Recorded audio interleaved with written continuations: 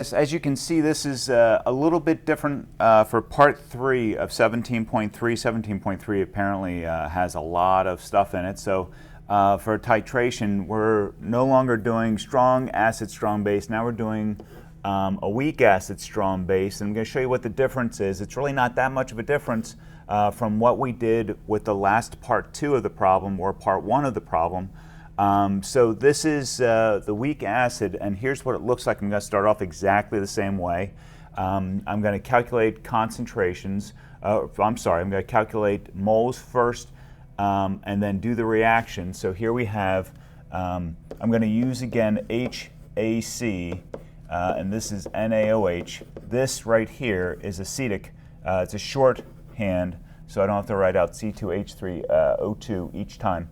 And then over on this side here, obviously, I'm going to get water because it's still an acid base, and I'm going to get acetate. Okay, that would be sodium acetate, but you guys get the idea. So first thing I'm going to do is find the number of moles so I can subtract the moles and find out how much I have of the acid or the base left over. Whichever one has more moles is the one I'm going to have stuff left over, obviously. This is a limiting reactant, but I'm choosing not to call it that because people freak out from the math of limiting reactants. So let's go for moles. Let's do moles of the acid first.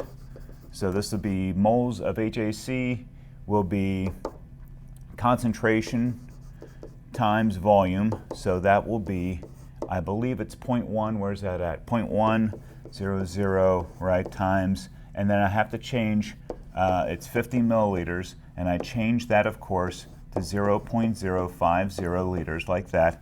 And what I end up with then is 0.0050, not liters, moles, bonehead, and that's of the HAC. Okay, so I'm ending up with 0.0050 moles there. For this part here, we're doing moles, not concentration. This is not an ice problem. So here's the base is sodium hydroxide. I'm going to do the same thing, except this time I'm going to go right into it. It's again 0.1 for molarity, and then 45 milliliters is going to be 0.045 liters, like that. And then when I calculate that, I'm just moving the decimal place one more place to the left to get 0.0045 G's, not liters, moles of OH minus. Okay, so I subtract the two. Whichever one has less is the one that I'm subtracting to get 0 for that one, which is what I have for the sodium hydroxide, which means here I have 4, 5 like this, which is going to be 0.0005 moles of HAC as what I have left. Now this will be the concentration. Oh, by the way, on the other side here, if I'm subtracting 0.0045 moles from NaOH, that means I'm adding, because I start off at 0 here, that means I'm adding this number of moles of AC, the minus. Okay, so that's important to know that we are producing a product. We're producing water, which is a pure substance, which we do not have a concentration for because it's 1.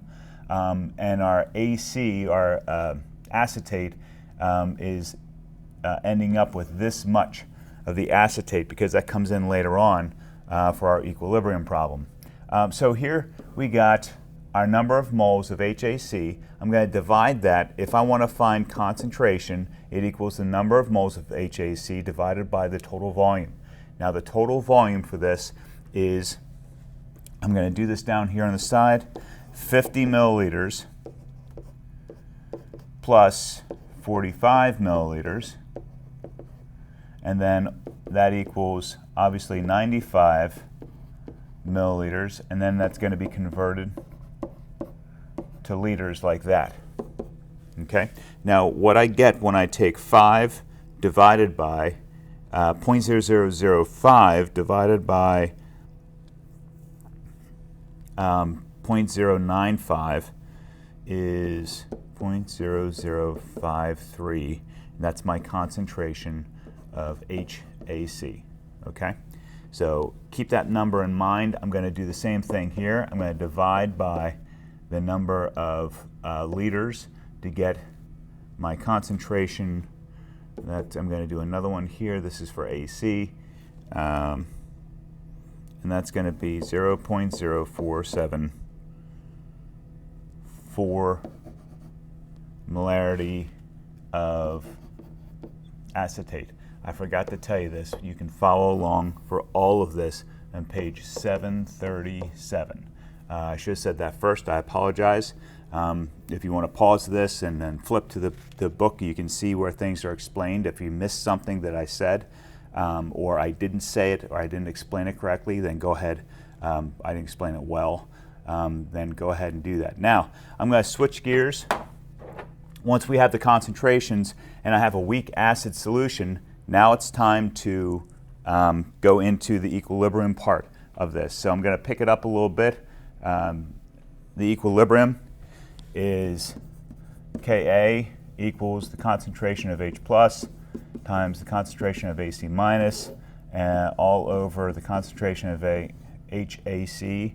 I'm looking for this. I know what Ka is, so I'm going to solve for the concentration of H plus. Okay, when I switch these and I solve for it, I end up with dividing dividing AC and multiplying HAC. So it looks like this. It looks like Ka. That'll be times the concentration of HAC, like this, all over AC minus, like that. And when I plug the numbers in, it looks like this: 1.8 times 10 to the negative fifth for that one. For HAC will be this one, so that'll be 0.0053 for concentration, and then divided by, and then it's this one for the last part, 0.0474, like that, and that's the concentration of AC minus. Okay, so that means that my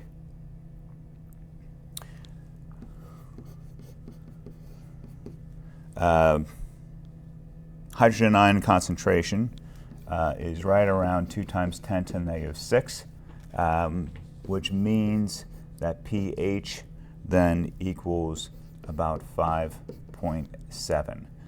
That is from, remember, the pH, I keep saying this, I want to make sure you guys are good with this. It's the negative log of the hydrogen ion concentration, like that. So you take this number and then do the log and then hit the plus minus sign, and you get 5.70. If you don't get that, I want you to try the calculation on your own. If you don't get that, check it over again, or if you still keep getting like a different answer, then message me and we'll see what's going on. Thanks a lot, guys. That's part 3.